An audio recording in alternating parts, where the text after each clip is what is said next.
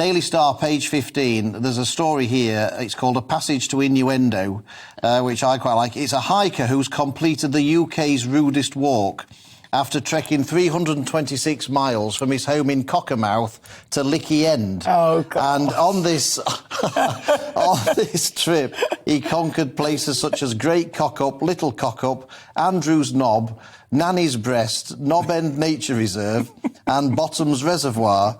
And apparently it's an official thing. He lives in Cockermouth and his brother lives in Lickey End, and he decided it would be fun to do this. And he's done it for charity, for Baggy Trousers UK, a testicular cancer charity. But why is it we all giggle at things like this irrespective of age? Absolutely terrific stuff. It's one way, if you're in a group of English-speaking people in which there are Canadians, Americans and Brits, the one way to tell who are the Brits is just to say the word bottom.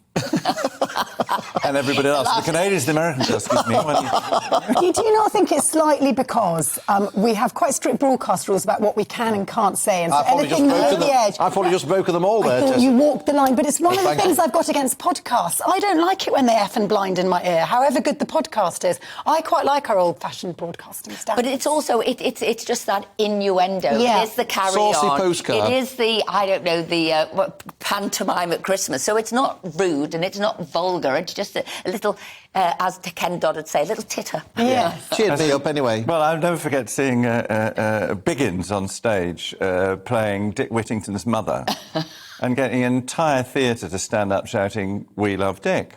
That's also a famous line about the People just screaming with laughter. But see, I think that underlines my point. You don't need to go the... Exactly, I agree full with mile. you. You don't need to say big, flash swear I love words. Ken Dodd, and Ken Dodd was one of those people he didn't have to use profanities. Well, there's also... the Margaret Thatcher line was Willie Whitelaw, wasn't it? Everyone needs a Willie. Yes, every woman needs a Willie. I'm not sure she understood. No, you couldn't. Joke. But do you remember Eric Morecambe used to do this? There's that sense of, and I think you're partly right, Tess, this thing. It's about breaking the constraints. So Eric Morecambe used to do that thing of say, can we say that to sort of some imaginary authority figure? And that does make it much funnier. There's no doubt about it. But it is also a sign of sexual repression, don't you think?